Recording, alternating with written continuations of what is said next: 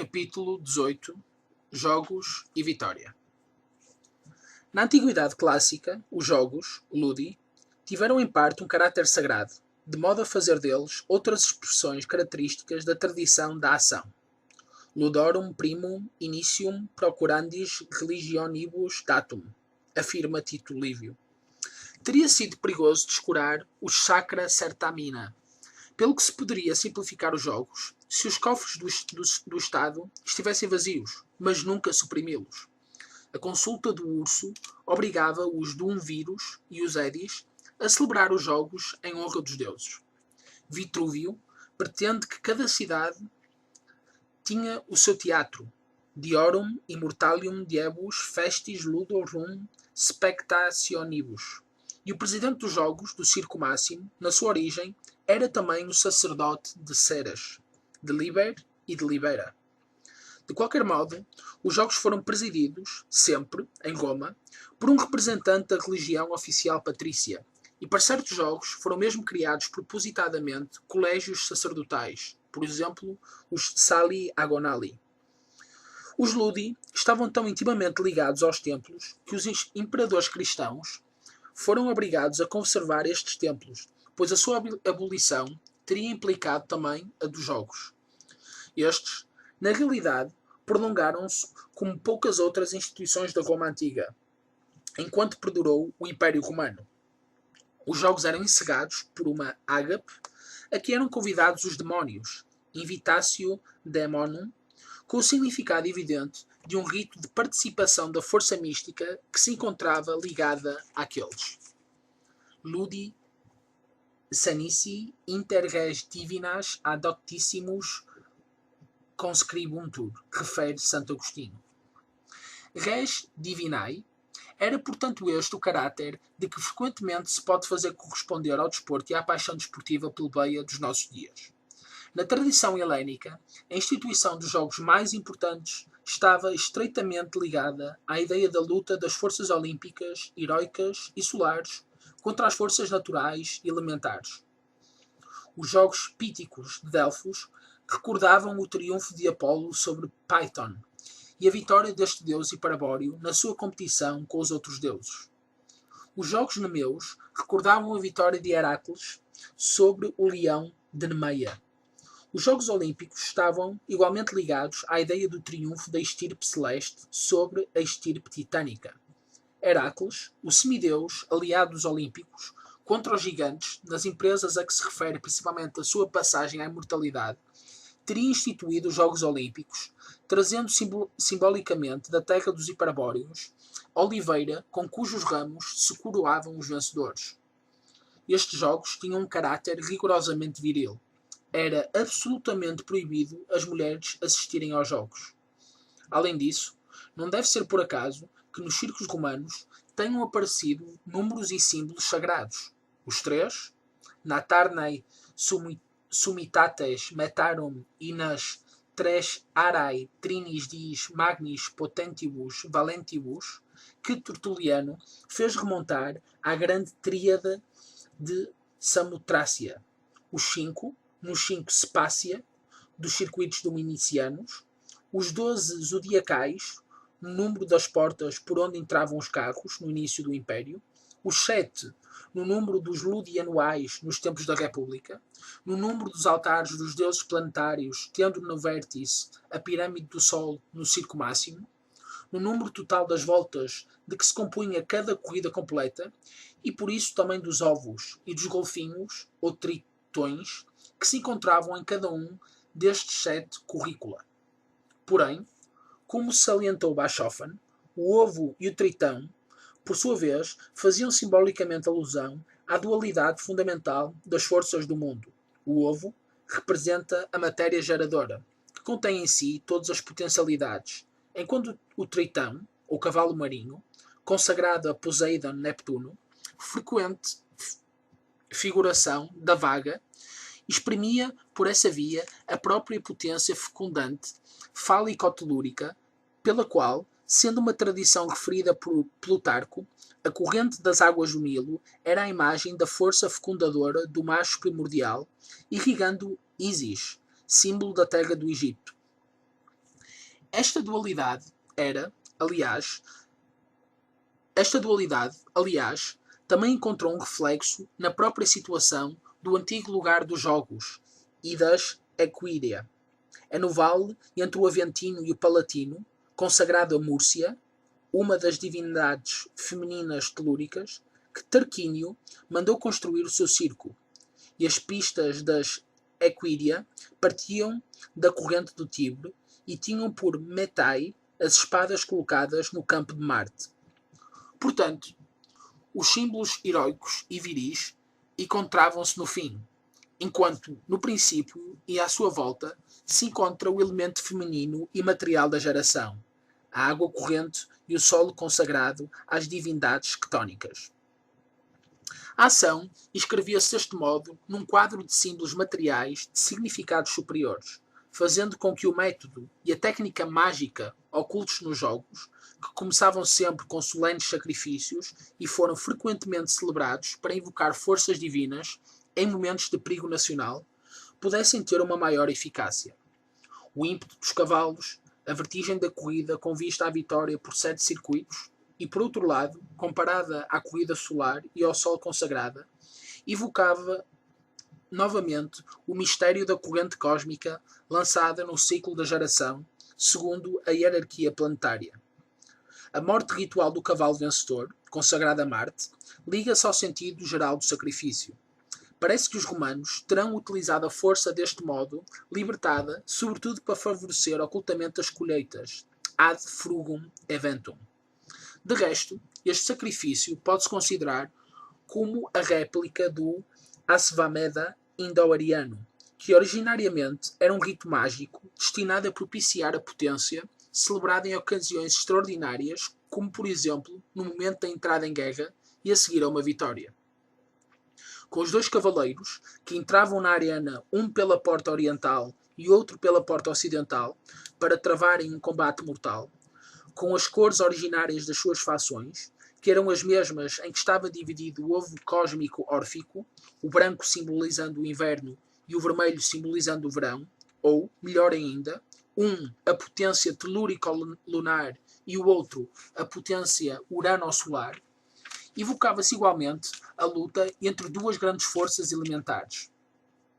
Cada meta da chegada, meta sudans, era considerada como viva, e o altar construído para o deus Consus, um demónio telúrico à espera do sangue derramado nos Jogos Cruéis, ou Monera, perto da meta de chegada, altar este que só era descoberto por ocasião dos Jogos, surgia como um ponto de saída das forças inferiores, precisamente como o putial etrusco, com o qual denuncia uma visível correspondência.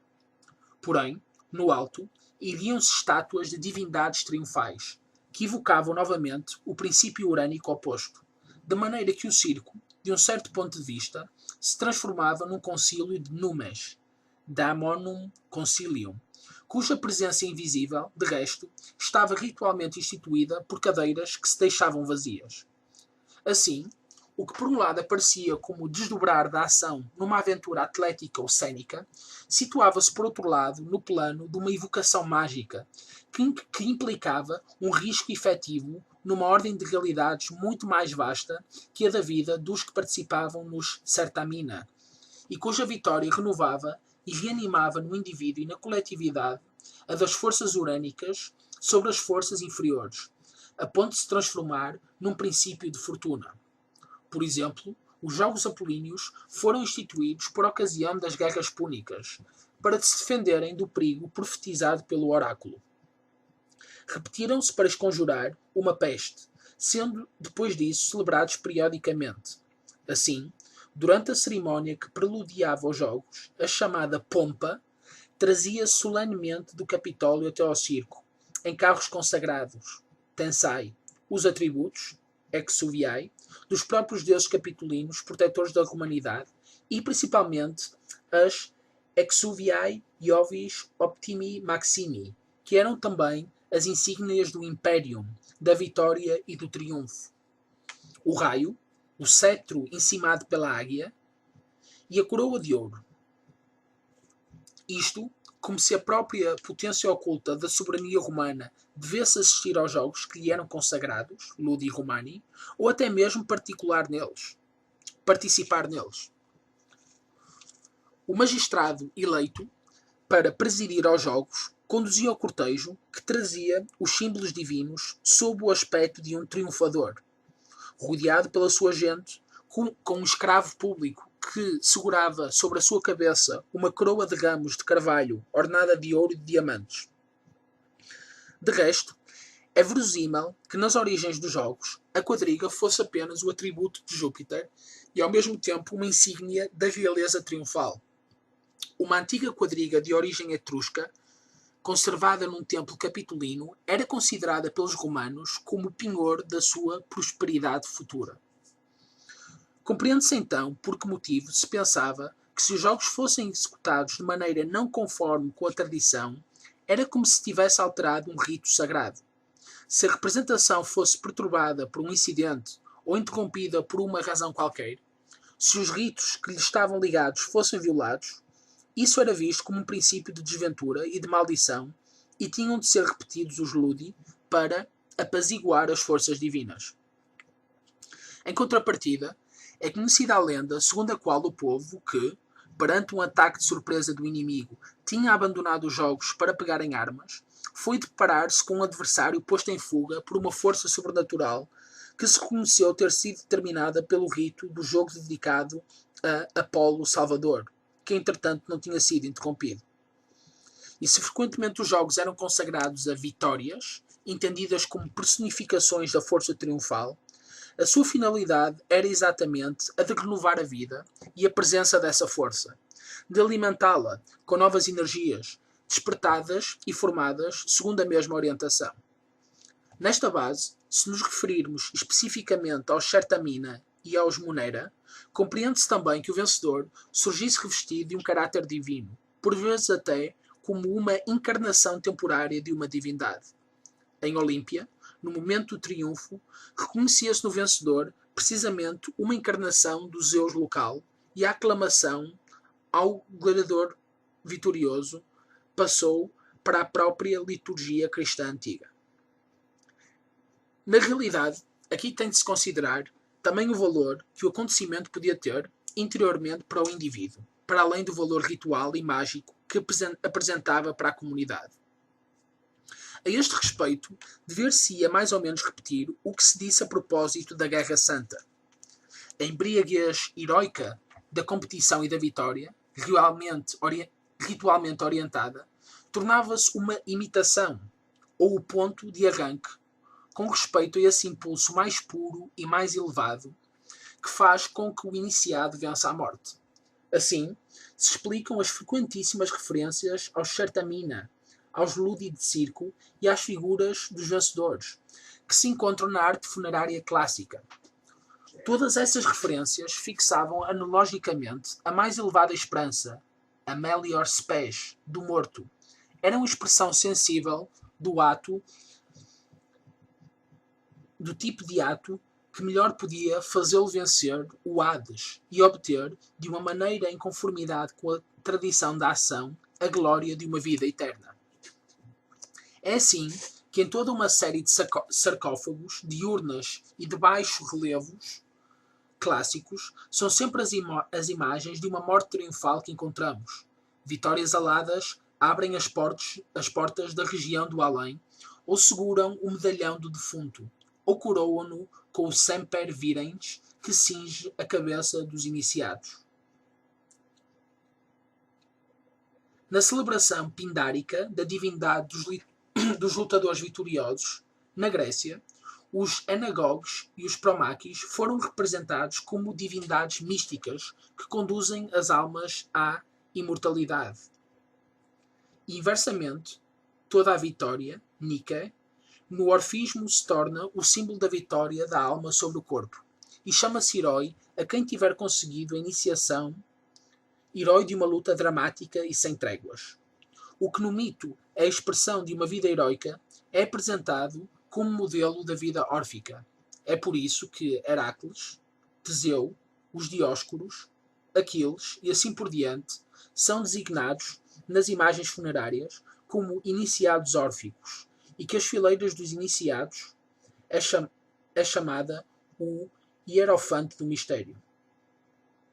A luz, a vitória e a iniciação, na Grécia, encontram-se representadas em conjunto em numerosos monumentos simbólicos. Hélios, como o sol nascente, ou aurora, é Nike, e tem um carro triunfal, e Nike, e Telete, Mistis, e outras divindades ou outras personificações do renascimento transcendente. Se passarmos do aspecto simbólico e esotérico ao aspecto mágico, é conveniente referir que as competições e as danças guerreiras que, na Grécia, se celebravam pela morte dos heróis, e a que correspondiam em Roma os jogos que acompanhavam os funerais dos grandes, tinham o objetivo de despertar uma força mística salvadora que os acompanhasse e os fortalecesse na crise da morte. E aos heróis prestava-se frequentemente, a seguir, um culto em que se repetiam periodicamente as competições realizadas após os seus funerais. Em tudo isto, se pode, portanto, considerar um exemplo característico da civilização tradicional, encarada segundo o polo não da contemplação, mas sim da ação. Da ação como espírito e do espírito como ação. No que diz respeito à Grécia, já recordamos que em Olímpia, a ação sob a forma de jogos cumpriu uma função unificadora para além dos particularismos dos estados e das cidades, análoga à que já vimos manifestar-se por meio da ação como Guerra Santa, por exemplo, no fenómeno supranacional das Cruzadas ou no espaço do Islão no período do primeiro califado. Também não faltam elementos que permitam alcançar o aspecto mais interior destas tradições. Já se salientou que na antiguidade as noções de alma, de duplo ou de demónio, e também de fúria ou de irínia ou de Himénide, e finalmente de deusa da morte e de deusa da vitória, se confundiam frequentemente uma única noção, a tal ponto de se ter estabelecido a ideia de uma divindade que é ao mesmo tempo uma deusa das batalhas e um elemento transcendental da alma humana. Isto é válido, por exemplo, para as duas noções de Fylgja, nórdica, e de Fravashi, irânica. A Fylgja, que literalmente quer dizer a que faz companhia, foi concebida como uma entidade espiritual que está presente em cada homem e que pode até ser entrevista em certas circunstâncias excepcionais, como por exemplo no momento da morte ou de um perigo mortal. Confunde-se com o Hujir, que equivale à alma, mas que é ao mesmo tempo uma força sobrenatural, Fylgju Koma, espírito tanto do indivíduo como da sua estirpe, como Kynfylgja. A Fylgja apresenta-se frequentemente como elemento da Valquíria, concebida como entidade do destino, que conduz o indivíduo à vitória e à morte heroica. Passa-se aproximadamente o mesmo com as Fravashi, da antiga tradição irânica. Estas são deusas terríveis da guerra que dão a fortuna e a vitória, enquanto aparecem também como o poder interno de cada ser, o que o sustém e faz com que ela nasça e subsista, e como a alma permanente e divinizada do morto, em relação com a força mística da estirpe, como na concepção hindu dos Pitre e na latina dos Manes. Já falamos desta espécie de vida, da potência profunda da vida que está por trás do corpo e dos modos da consciência finita. Aqui temos só de salientar que o demónio, ou duplo, transcende cada uma das formas pessoais e particulares em que se manifesta, pelo que a passagem brusca e repentina do estado comum da consciência, identificada ao definido como sendo do demónio enquanto tal, teria geralmente o significado de uma crise destruidora. Destruição e crise, essas, que se verificavam efetivamente com a morte. Ora bem, se conceber que em circunstâncias especiais o duplo, por assim dizer, possa irromper no eu e fazer-se-lhe completamente sentir de acordo com a sua transcendência destruidora, surge por si o sentido da primeira das referidas assimilações. Daí que o duplo, ou demónio do homem, e a divindade da morte, que se manifesta, por exemplo, como uma valquíria no momento da morte ou de um perigo mortal, se tornem uma única e mesma coisa. Na ascese de tipo religioso e místico, a mortificação, a renúncia do eu o impulso da submissão a Deus, são os meios preferidos com que se tenta provocar a crise de que acabamos de falar e ultrapassá-la. Mas nós já sabemos que, segundo a outra via, o meio de chegar a este ponto é a exaltação ativa, o despertar do elemento ação, no estado puro. Nas formas inferiores, a dança foi usada como método sagrado para atrair e fazer manifestar, através do êxtase da alma, divindades e poderes invisíveis. É o tema orgíaco, xamânico, báquico, manádico ou curibântico. Até mesmo em Roma se conheceram danças sagradas sacerdotais na pessoa dos lupercos e dos arvais, e o tema do hino destes últimos, Ajuda-nos, Marte, dança, dança, mostra já a relação entre a dança e a guerra, consagrada a Marte. Na vida do indivíduo, desencadeada pelo ritmo, inseria-se outra vida, como emergência da raiz abissal da primeira, e o lares, como lares ludentes, ou como coretos, as fúrias e as iríneas, as entidades espirituais selvagens cujos atributos são quase semelhantes aos dos Zagreus, grande caçador que leva consigo todas as coisas, são as suas dramatizações. São, portanto, formas de aparição do demónio na sua temível e ativa transcendência. Ao grau superior correspondem precisamente os jogos públicos como Munera, os jogos sagrados, e muito para além deles, a guerra. Na lúcida vertigem do perigo e no impulso heroico que nascem da luta, na tensão pela vitória, nos jogos, mas também e sobretudo na guerra, já e sabe que foi reconhecido o lugar para uma experiência análoga. Ludere parece que já, etimologicamente, implica a ideia de desligar, que faz referência, esotericamente, à virtude própria da competição lúdica, de quebrar o vínculo individual e de trazer à luz forças profundas. Daí, a assimilação posterior. É que identifica o duplo e a deusa da morte, não só às fúrias e às iríneas, mas também às deusas da guerra, às valquírias, como virgens tempestuosas das batalhas, que incutem magicamente ao inimigo um terror pânico, e Erriotur, e às Fravashi, como as tremendas, as omnipotentes, que atacam impetuosamente. Mas estas, finalmente, também se transformam em deusas como a Vitória, ou Nike, em Lar Victor, ou Lar Martis et Passis Triumphalis, lares que em Roma eram considerados como os semideuses que fundaram a cidade e constituíram o império.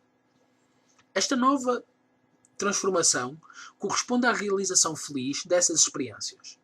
Da mesma maneira que o duplo significa o poder profundo no estado latente com respeito à consciência exterior, que a deusa da morte dramatiza a sensação provocada pela manifestação deste poder como princípio da crise para a própria essência do eu finito, que as fúrias, ou as iríneas, ou os lares ludentes, refletem as modalidades de um dos seus desencadeamentos particulares e da sua irrupção, tal como a deusa Vitória e o lar Victor exprimem o triunfo que se obtém sobre ele, o facto de se tornar um partindo dos dois, a passagem triunfal ao estado que se encontra para além do perigo dos êxtases e das dissoluções sem forma, próprios da fase frenética da ação.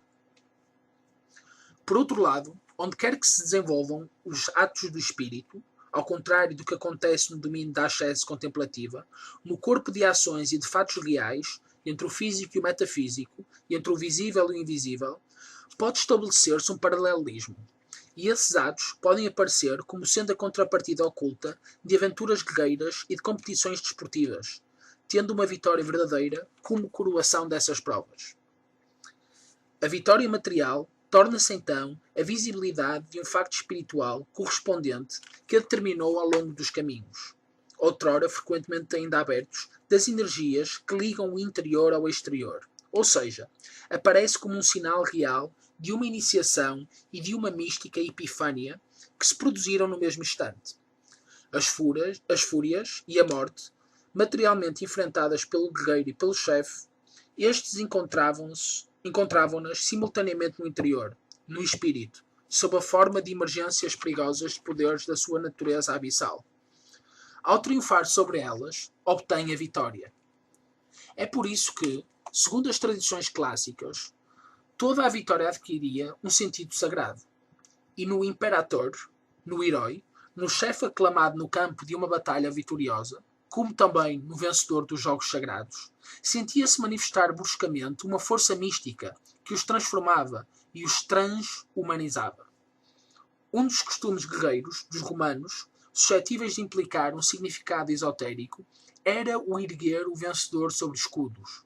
Com efeito, o escudo foi já assimilado por Ennius à abóbada celeste, Altisonum coeli clupium, e era consagrado no templo de Júpiter olímpico. No século III, o título de Imperator confundiu-se de facto em Roma com o de vencedor, e a cerimónia do triunfo, mais que um espetáculo militar, era uma cerimónia sagrada em honra do supremo deus capitolino. O triunfador surgia como uma imagem viva de Júpiter e ia depor nas mãos deste deus a coroa de louros triunfal da sua vitória. O carro triunfal era um símbolo da própria quadriga cósmica de Júpiter e as insígnias do chefe correspondiam às do deus. O simbolismo das vitórias, valquírias ou entidades análogas que conduzem as almas dos guerreiros tombados aos céus, ou de um herói triunfante que, como Heracles, recebe de Nike a coroa dos que participaram na indestrutibilidade olímpica, torna-se assim muito claro e completa tudo o que se disse a propósito da Guerra Santa. Encontramos aqui precisamente na ordem de tradições em que a vitória adquire um significado de imortalização semelhante ao da iniciação e que se apresenta como a intermediária, tanto de uma participação no transcendente como da manifestação deste num corpo de potência. E deve-se fazer remontar ao mesmo princípio a ideia islâmica de que os guerreiros mortos na Guerra Santa, Jihad, nunca seriam realmente mortos. Um último ponto. A vitória de um chefe foi frequentemente considerada pelos romanos como uma divindade, numen, independente, cuja vida misteriosa constituía o centro de um culto especial. E realizavam-se festas, jogos sagrados, ritos e sacrifícios, destinados a renovar a sua presença. A Victoria Caesaris é o exemplo mais conhecido que acabamos de referir. O facto é que, equivalendo a uma ação iniciatória ou sacrificial, se pensava que toda a vitória gerava uma entidade já separada do destino e da individualidade particular do homem mortal que a tinha engendrado. Entidade essa que podia estabelecer uma linha de influências espirituais especiais, tal como a vitória dos antepassados divinos, de que já falamos longamente. Precisamente como no caso do culto ligado aos antepassados divinos, essas influências, porém, tinham de ser confirmadas e desenvolvidas por ritos atuando segundo as leis da simpatia e da analogia. Assim, era predominantemente por meio de jogos e de competições desportivas que as Victoriae, enquanto númina, eram periodicamente celebradas. A regularidade deste culto competitivo, estabelecida pela lei, podia efetivamente estabilizar uma presença pronta a juntar-se ocultamente às forças da raça para as conduzir para um resultado afortunado, para fazer das novas vitórias o meio para a revelação e o reforço da energia da vitória originária.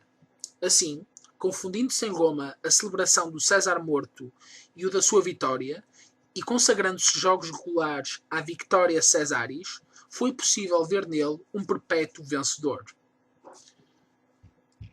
De uma maneira mais geral, pode-se dizer que o culto da vitória, que foi considerado como remontando ao período pré-histórico, é a alma secreta da grandeza e da fides romana.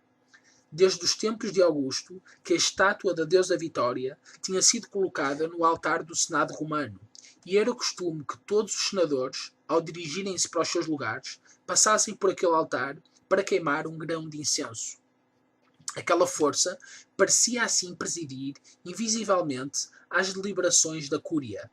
Era para a sua imagem que se dirigiam igualmente as mãos quando, pelo advento de um novo príncipe, se lhe prestava o juramento de fidelidade e todos os anos, a 3 de janeiro, quando se faziam votos solenes pela saúde do imperador e pela prosperidade do império, foi este o culto romano mais tenaz, o que resistiu mais longamente ao cristianismo. Com efeito, pode-se dizer que entre os romanos nenhuma crença foi tão viva como a de que as forças divinas teriam feito a grandeza de Roma e que teriam sustentado a sua aeternitas, que, por consequência disso, uma guerra, para poder ser ganha materialmente, teria de ser ganha, ou pelo menos propiciada, misticamente. A seguir à batalha de Trasimeno, Fábio diz aos soldados: o vosso erro foi mais o de terdes negligenciado os sacrifícios e de terdes ignorado os avisos dos áuguros, que o de vos ter faltado a coragem ou habilidade. Era também um artigo da fé que uma cidade não pudesse ser conquistada se não fizesse com que o seu Deus tutelar a abandonasse. Nenhuma guerra principiava sem sacrifícios e um colégio especial de sacerdotes, os fetiales, encarregava-se dos ritos relativos à guerra. A base da arte militar dos romanos consistia em não serem obrigados a combater se os deuses estivessem contrários. Já Temístocles tinha dito: não fomos nós, mas sim os deuses e os heróis que realizaram estes empreendimentos. Assim, o verdadeiro centro encontrava-se, mais uma vez, no sacrum. As ações sobrenaturais eram chamadas a apoiar as humanas, a transpor estas o poder místico da vitória.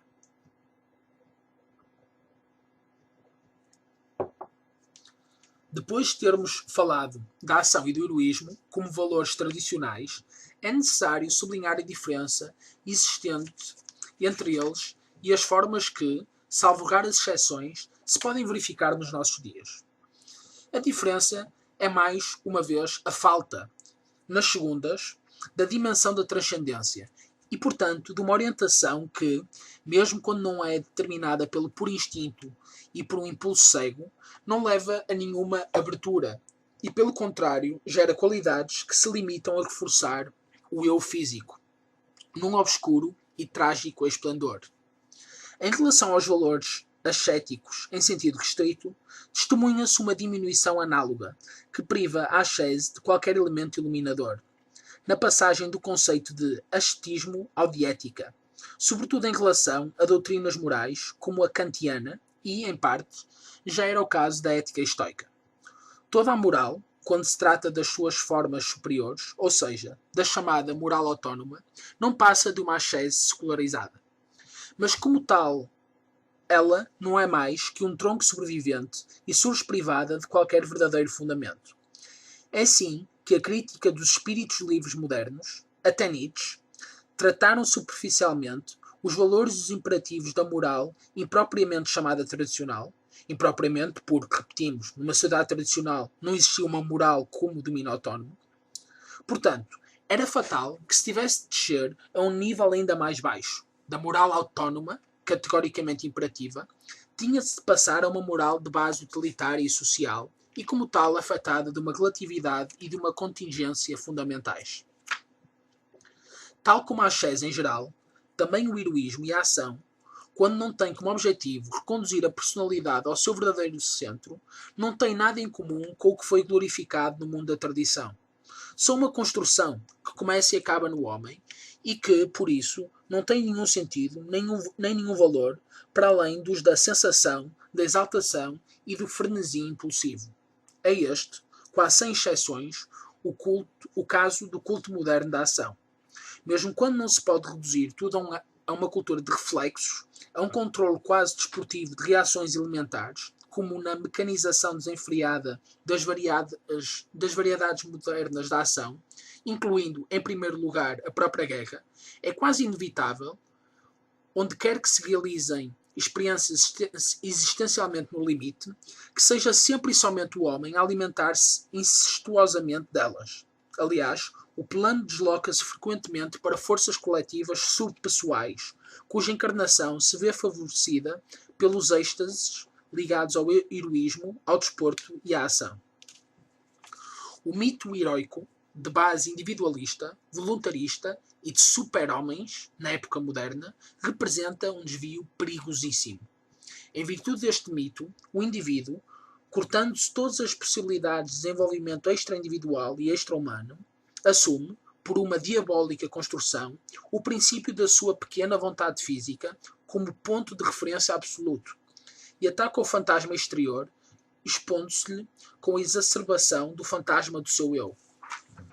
Não deixa de ser irónico o facto de, perante esta demência contagiante, alguém que se aperceba do jogo destes pobres homens mais ou menos heroicos pensar novamente nos conselhos de Confúcio, de que todo o homem razoável tem o dever de conservar a sua vida com vista ao desenvolvimento das únicas possibilidades que tornam o homem verdadeiramente digno de ser chamado como tal. Mas a verdade é que o homem moderno tem necessidade, como se tratasse de uma espécie de estupefaciente, dessas formas degradadas ou profanadas de ação. Precisa delas para escapar ao sentimento do vazio interno, para se sentir a si próprio, para encontrar em sensações exasperadas o sucedâneo de um verdadeiro significado da vida. Uma das características da idade obscura ocidental é uma espécie de agitação tetânica que ultrapassa todos os limites, que arrasta de febre em febre e desperta cada vez mais novas fontes de embriaguez e de atordoamento. Antes de avançarmos, mencionaremos ainda um aspecto do espírito tradicional que interfere com o campo do direito e que em parte remonta aos pontos de vista que acabamos de expor. Trata-se das ordálias e dos chamados juízos de Deus. Tem acontecido, frequentemente, procurar-se na experiência que constitui uma ação decisiva, experimentum crucis, a prova da verdade, do direito, da justiça e da inocência.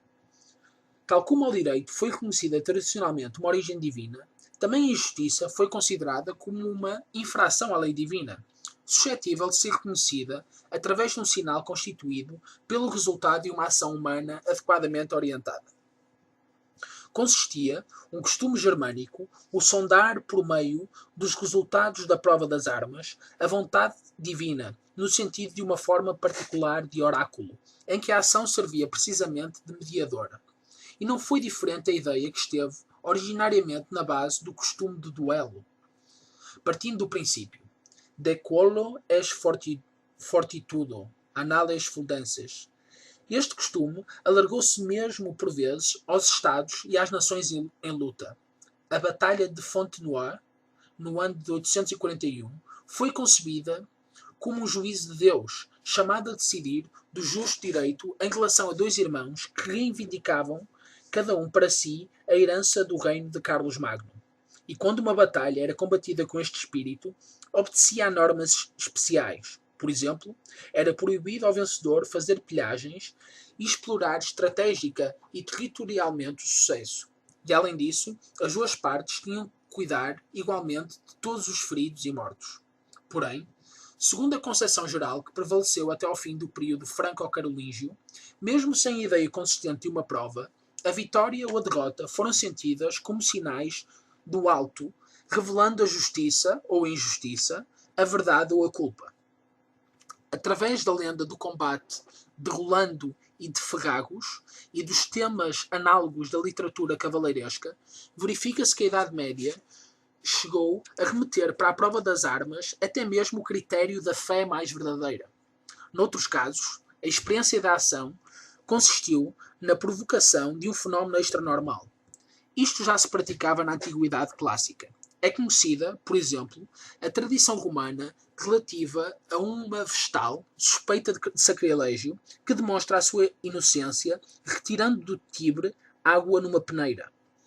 Não pertence apenas às formas degenerescentes que sobreviveram entre os selvagens o costume de desafiar o culpado que negasse o ato que lhe atribuíam a ingerir, por exemplo, um veneno ou um forte vomitivo, e se a substância produzisse os efeitos normais, a acusação ficava justificada.